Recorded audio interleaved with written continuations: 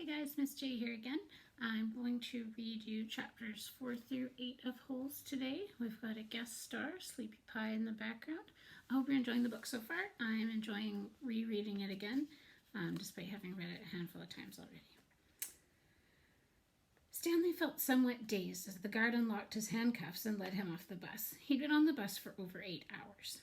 "Be careful," the bus driver said as Stanley walked down the steps. Stanley wasn't sure if the bus driver meant for him to be careful going down the steps, or if he was telling him to be careful at Camp Green Lake. "Thanks for the ride," he said. His mouth was dry and his throat hurt. He stepped onto the hard, dry dirt. There was a band of sweat around his wrist where the handcuff had been. The land was barren and desolate. He could see a few run-down buildings and some tents. Farther away, there was a cabin beneath 2 tall trees. Those 2 trees were the only plant life he could see. There weren't even weeds. The guard led Stanley to a small building. A sign in front said, "You are entering Camp Green Lake Juvenile Correctional Facility."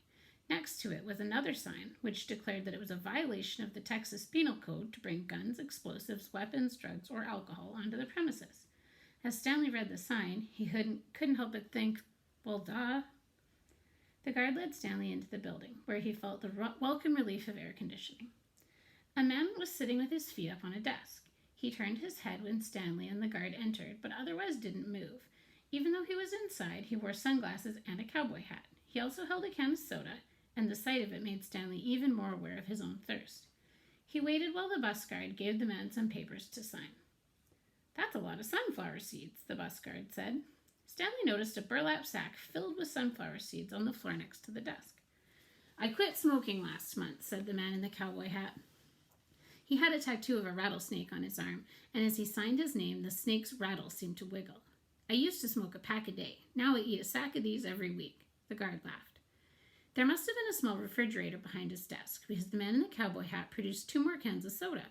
For a second, Stanley hoped that one might be for him, but the man gave one to the guard and said the other was for the driver. 9 hours here and now 9 hours back," the guard grumbled. What a day. Stanley thought about the long, miserable bus ride and felt a little sorry for the guard and the bus driver. The man in the cowboy hat spit sunflower seed shells into a waste paper basket. Then he walked around the desk to Stanley. "My name is Mr. Sir," he said. "Whenever you speak to me, you must call me by my name. Is that clear?" Stanley hesitated. Yes, Mr. Sir," he said, though he couldn't imagine that was really the man's name. "You're not in Girl Scouts anymore," Mr. Sir said.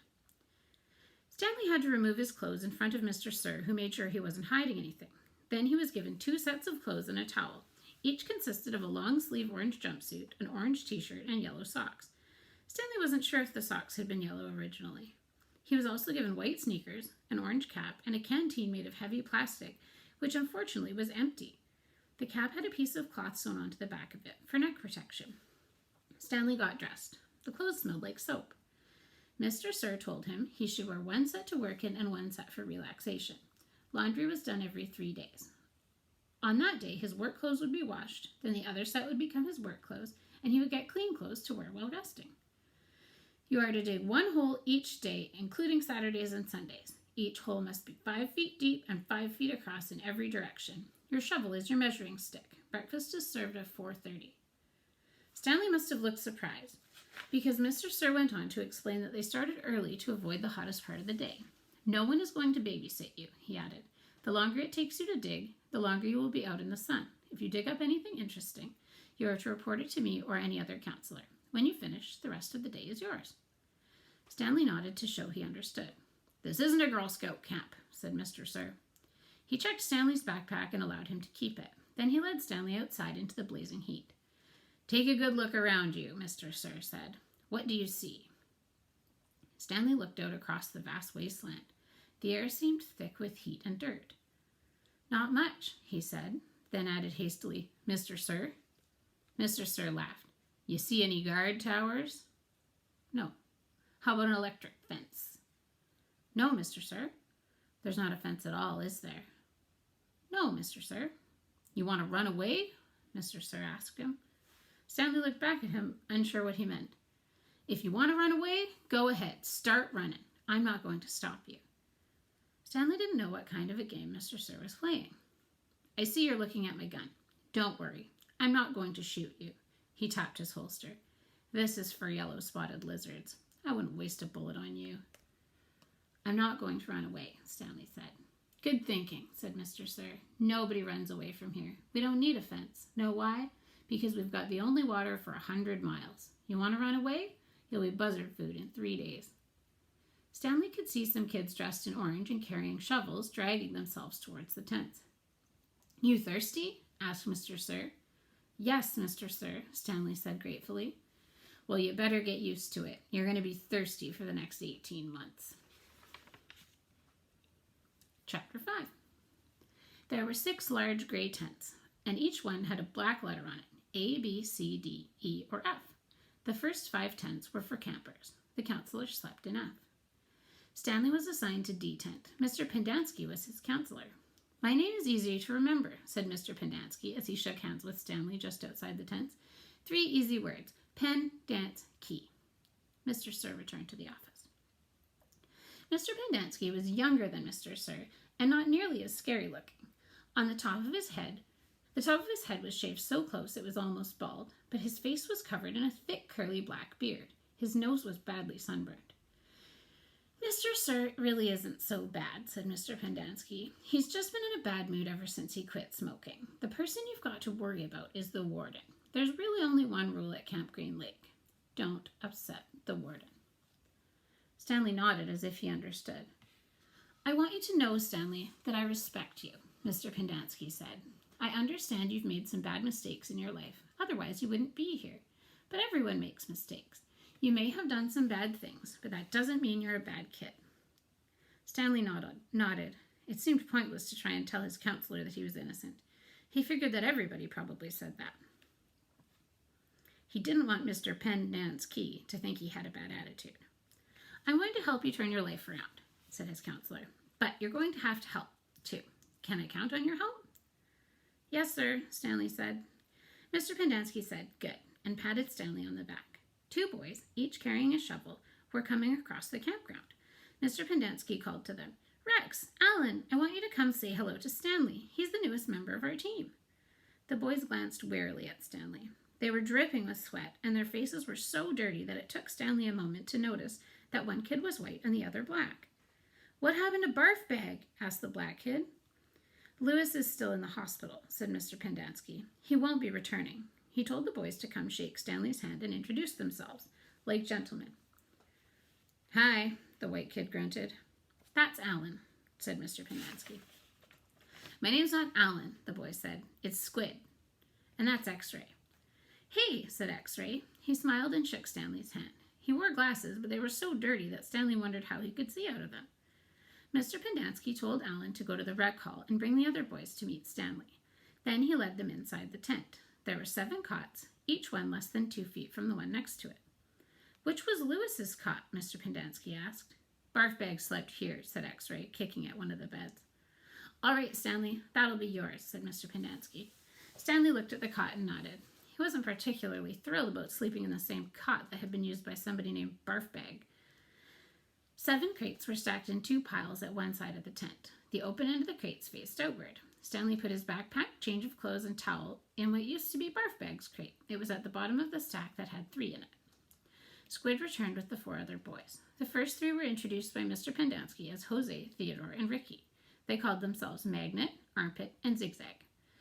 They all have nicknames, explained Mr. Pendanski. However, I prefer to use the names their parents gave them, the names that society will recognize them by when they return and become useful and hardworking members of society.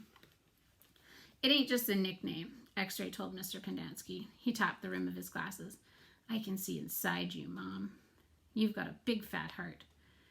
The last boy either didn't have a real name or else he didn't have a nickname. Both Mr. Pendanski and X-Ray called him Zero. You know why his name's Zero? Asked Mr. Pendanski. Because there's nothing inside his head.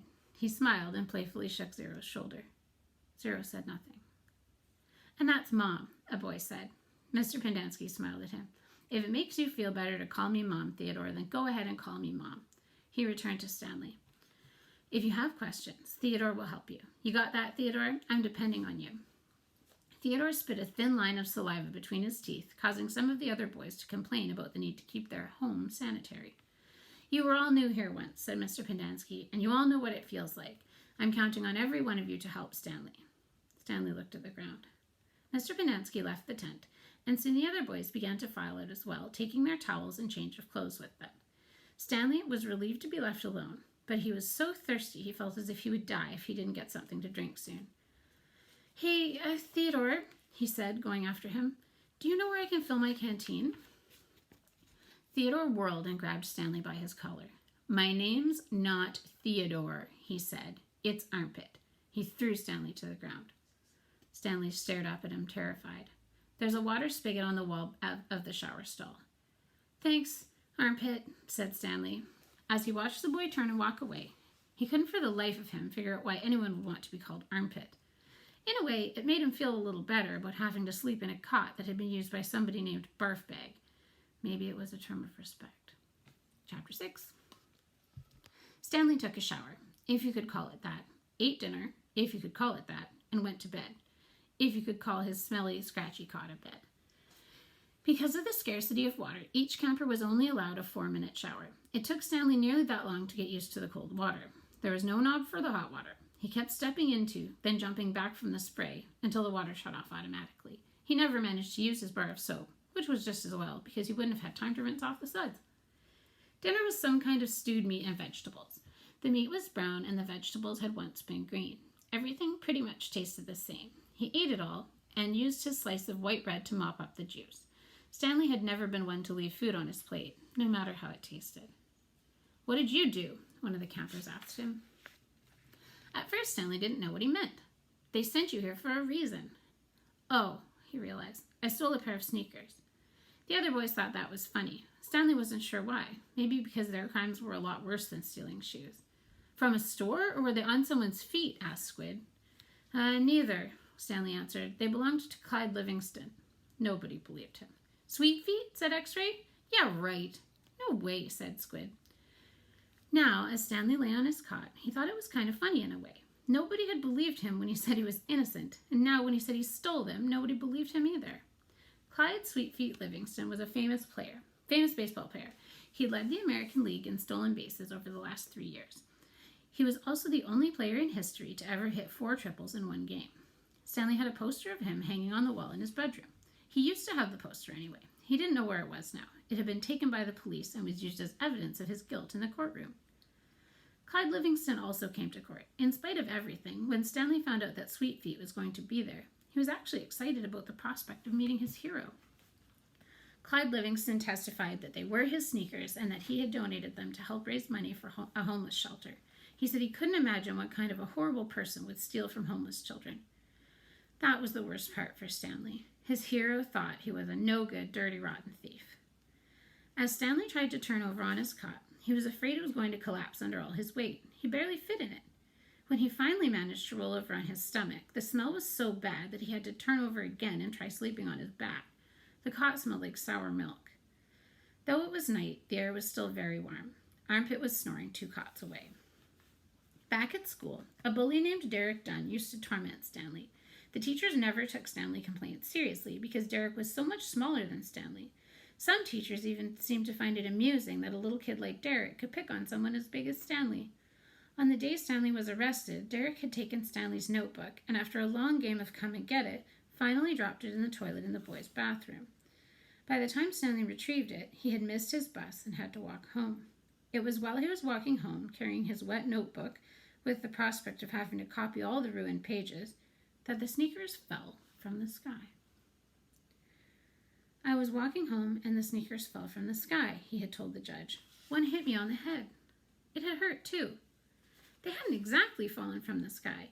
He had just walked out from under a freeway overpass when the shoe hit him on the head. Stanley took it as some kind of sign. His father had been trying to figure out a way to recycle old sneakers, and suddenly a pair of sneakers fell on top of him, seemingly out of nowhere, like a gift from God. Naturally, he had no way of knowing they belonged to Clyde Livingstone.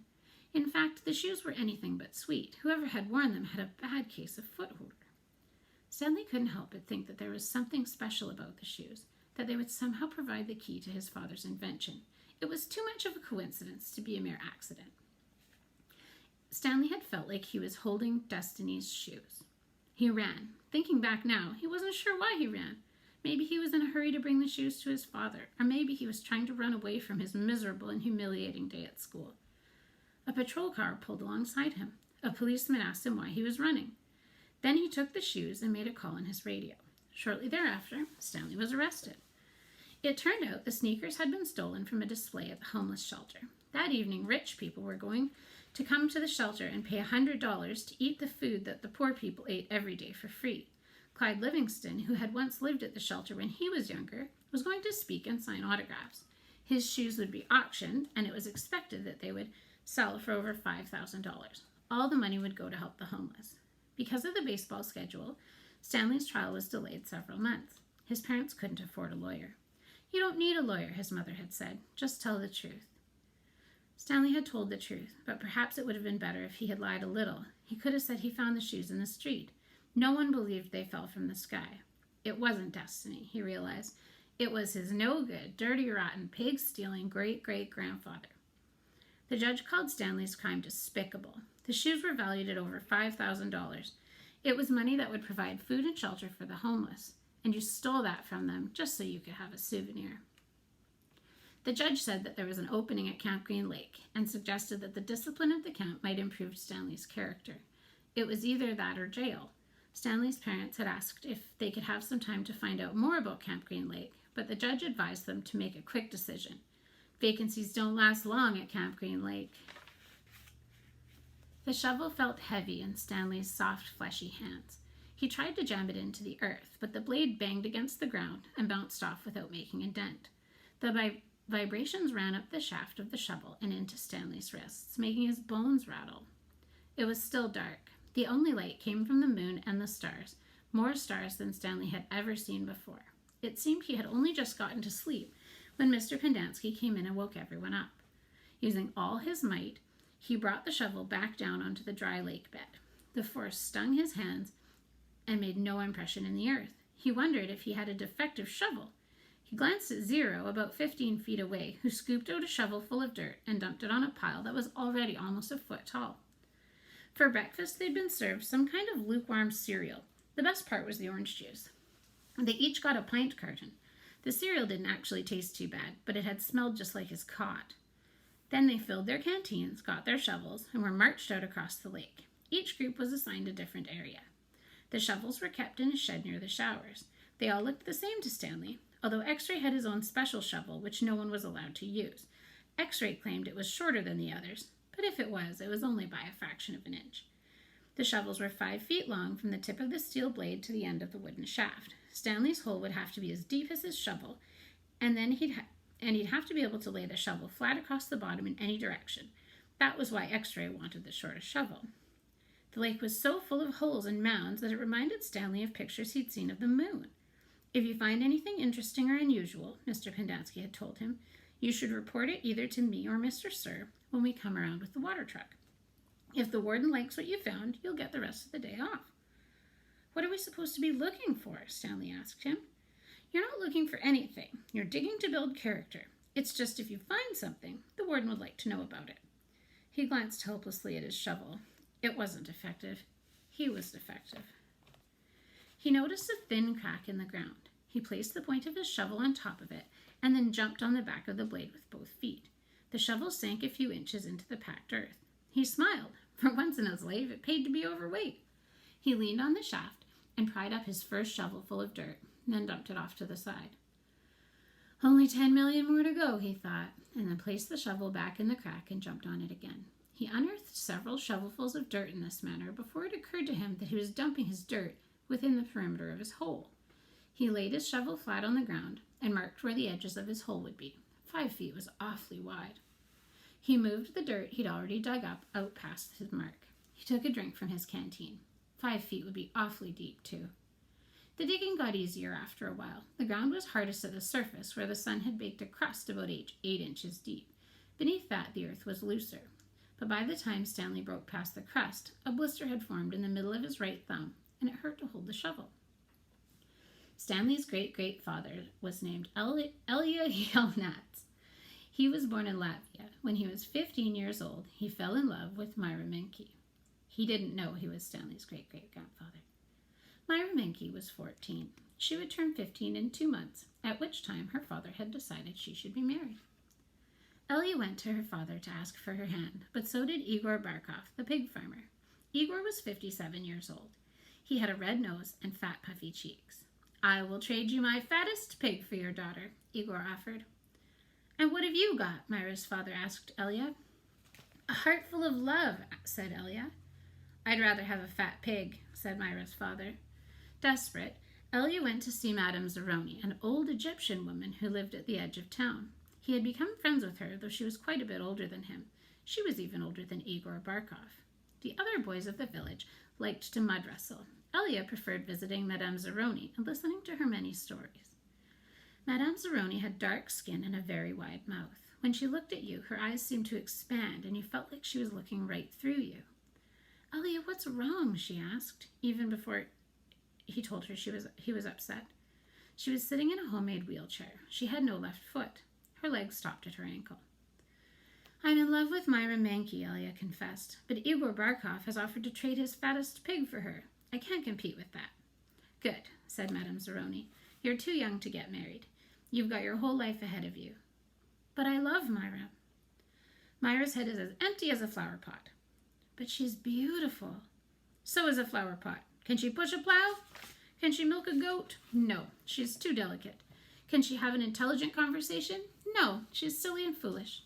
Will she take care of you when you are sick? No, she's spoiled and will only want you to take care of her. So she's beautiful. So what? Patooey. Madame Zeroni spat on the dirt. She told Elia that he should go to America, like my son. That is where your future lies, not with Myra Menke.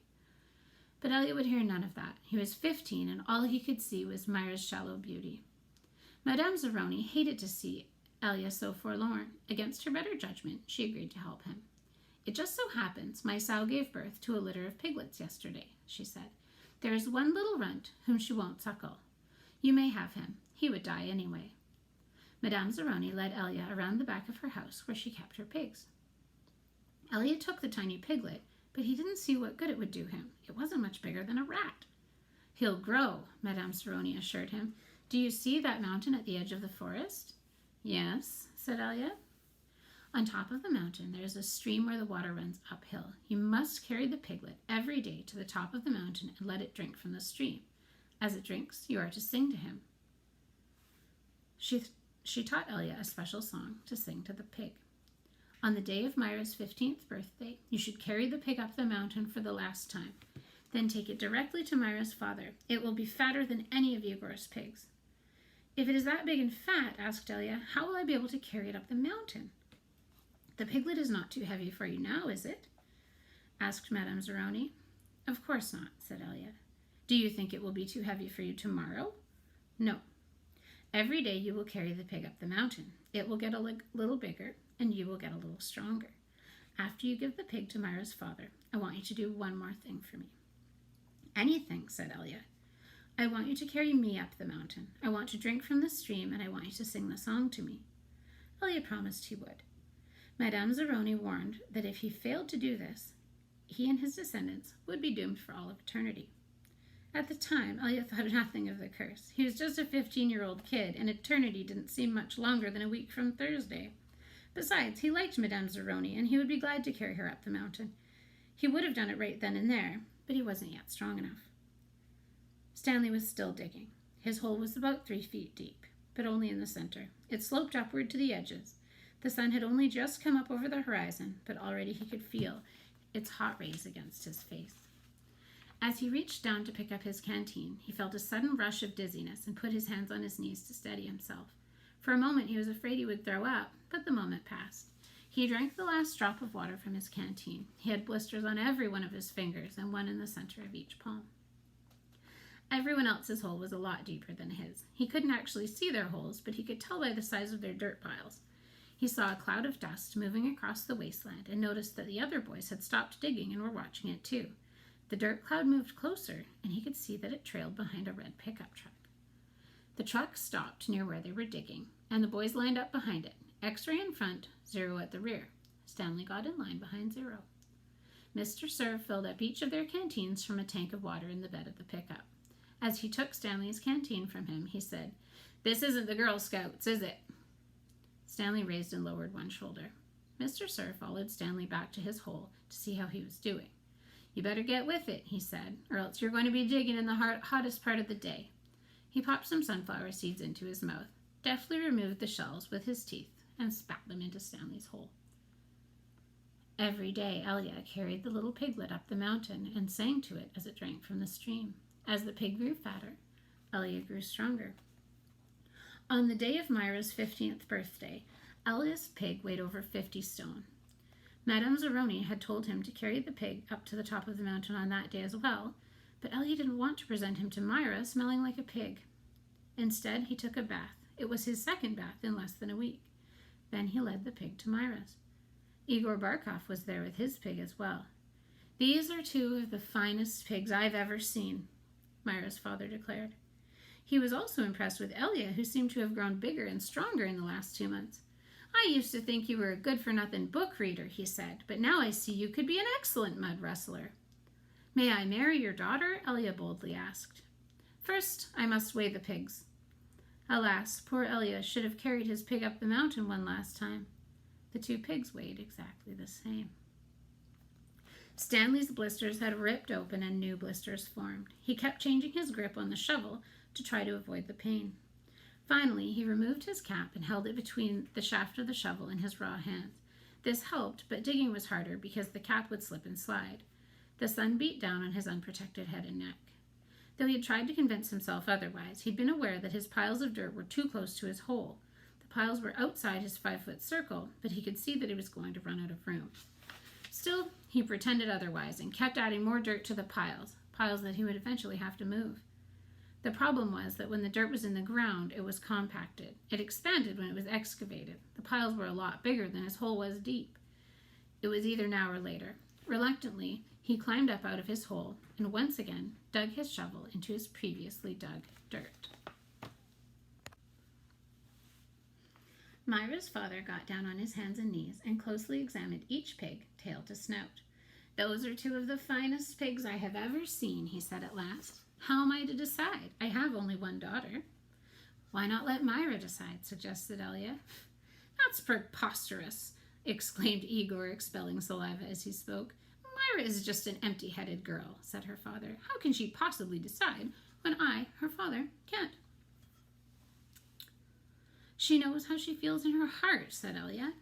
Myra's father rubbed his chin. Then he laughed and said, "Why not?" He slapped Elia on the back. "It doesn't matter to me. A pig is a pig." He summoned his daughter. Elia blushed when Myra entered the room. "Good afternoon, Myra," he said. She looked at him. "You're Elia, right?" she asked. "Myra," said her father, "Elia and Igor have each offered a pig for your hand in marriage. It doesn't matter to me. A pig is a pig, so I will let you make the choice. Whom do you wish to marry?" Myra looked confused. "You want me to decide?" "That's right, my blossom," said her father. "Gee, I don't know," said Myra. "Which pig weighs more?" "They both weigh the same," said her father. "Golly," said Myra. "I guess I choose Elia. No, Igor. No, Elia. No, Igor. Oh, I know. I'll think of a number between 1 and 10. I'll marry whoever guesses the closest number. Okay, I'm ready." 10, guessed Igor. Elia said nothing. "Elia?" said Myra. "What number do you guess?" Elia didn't pick a number. "Marry Igor," he muttered. "You can keep my pig as a wedding present." The next time the water truck came, it was driven by Mr. Pendanski, who also brought sack lunches. Stanley sat with his back against a pile of dirt and ate. He had a bologna sandwich, potato chips, and a large chocolate chip cookie. "How you doing?" asked Magnet. "Not real good," said Stanley. "Well, the first hole's the hardest," Magnet said. Stanley took a long, deep breath. He couldn't afford to dawdle. He was way behind the others, and the sun just kept getting hotter. It wasn't even noon yet, but he didn't know if he had the strength to stand up.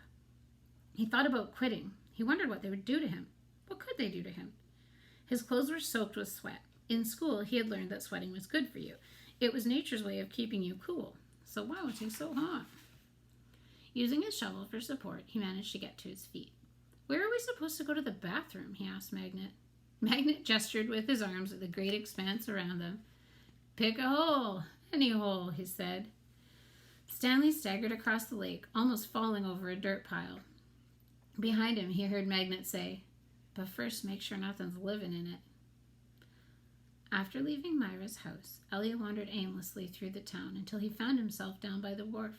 He sat on the edge of a pier and stared down into the cold black water. He could not understand how Myra had trouble deciding between him and Igor. He thought she loved him. Even if she didn't love him, couldn't she see what a foul person Igor was? It was like Madame Zeroni had said. Her head was as empty as a flower pot. Some men were gathering on another dock, and he went to see what was going on. A sign read, "Deck hands wanted, free passage to America." He had no sailing experience, but the ship's captain signed him aboard. The captain could see that Elliot was a man of great strength. Not everybody could carry a full-grown pig up the side of a mountain. It wasn't until the ship had cleared the harbor and was heading out across the Atlantic that he suddenly remembered his promise to carry Madame Zeroni up the mountain. He felt terrible. He wasn't afraid of the curse. He thought that was a lot of nonsense. He felt bad because he knew Madame Zeroni had wanted to drink from the stream before she died. Zero was the smallest kid in Group D, but he was the first one to finish digging. "You're finished?" Stanley asked enviously. Zero said nothing. Stanley walked to Zero's hole and watched him measure it with his shovel. The top of his hole was a perfect circle and the sides were smooth and deep. Not one dirt clod more than necessary had been removed from the earth. Zero pulled himself up to the surface. He didn't even smile. He looked down at his perfectly dug hole, spat in it, and then turned and headed back to the camp compound. "Zero's one weird dude," said Zigzag. Stanley would have laughed, but he didn't have the strength. Zigzag had to be the weirdest dude Stanley had ever seen. He had a long, skinny neck and a big round head with wild, frizzy blonde hair that stuck out in all directions. His head seemed to bob up and down in his neck like it was on a spring. Armpit was the second one to finish digging. He also spat into his hole before heading back to the camp compound. One by one, Stanley watched each of the boys spit into his hole and return to the camp compound. Stanley kept digging. His hole was almost up to his shoulders, although it was hard to tell exactly where ground level was because his dirt piles completely surrounded the hole. The deeper he got, the harder it was to raise the dirt up and out of the hole. Once again, he realized he was going to have to move the piles. His cap was stained with blood from his hands. It felt like he was digging his own grave. In America, Elliot learned to speak English. He fell in love with a woman named Sarah Miller. She could push a plow, milk a goat, and most important, think for herself. She and Elliot often stayed up half the night talking and laughing together. Their life was not easy. Elliot worked hard, but bad luck seemed to follow him everywhere. He always seemed to be in the wrong place at the wrong time. He remembered Madame Zeroni telling him that she had a son in America.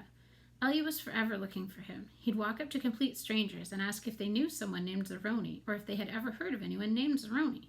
No one did. Elliot wasn't sure what he'd do if he ever found Madame Zeroni's son anyway. Carry him up a mountain and sing a pig lullaby to him?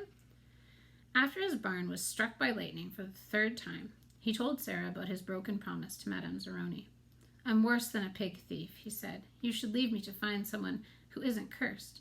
"I'm not leaving you," said Sarah. "But I want you to do one thing for me." "Anything," said Elliot. Sarah smiled. "Sing me that pig lullaby." He sang it for her. Her eyes sparkled. "That's so pretty. What does it mean?" Elliot tried his best to translate it from Latvian into English, but it wasn't the same. "It rhymes in Latvian," he told her. "I could tell," said Sarah.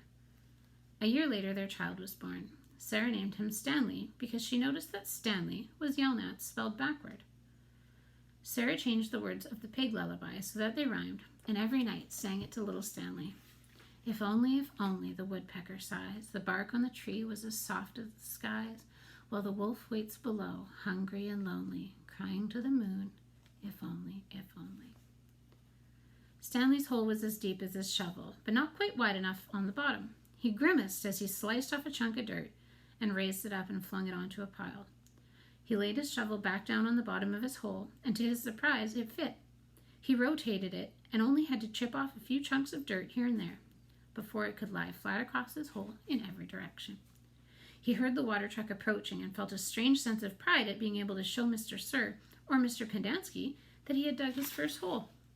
He put his hands on the rim and tried to pull himself up. He couldn't do it. His arms were too weak to lift his heavy body. He used his legs to help, but he just didn't have any more strength. He was trapped in his hole. It was almost funny, but he wasn't in the mood to laugh. "Stanley!" he heard Mr. Pendanski call. Using his shovel, he dug 2 footholds in the wall. He climbed out to see Mr. Pendanski walking over to him. "I was afraid you'd fainted," Mr. Pendanski said. "You wouldn't have been the first." "I'm finished," Stanley said, putting his blood-spotted cap back on his head. "All right," said Mr. Pendanski, raising his hand for a high five, but Stanley ignored it. He didn't have the strength. Mr. Pendanski lowered his hand and looked down at Stanley's hole. "Well done," he said. "You want to ride back?" Stanley shook his head. "I'll walk." Mr. Pendanski climbed back in the truck without filling Stanley's canteen. Stanley waited for him to drive away. Then he took another look at his hole. He knew it was nothing to be proud of, but he felt proud nonetheless. He sucked up his last bit of saliva and spat. So that brings us through the end of chapter 8. I hope you're enjoying the book so far. You're probably noticing the way it sort of flips back and forth between the old story and the current story, which is something it took me some getting used to, but I really enjoy. And I will try to chunk up the next bit of the book in more even, smaller sections. We're all learning. Talk to you guys soon.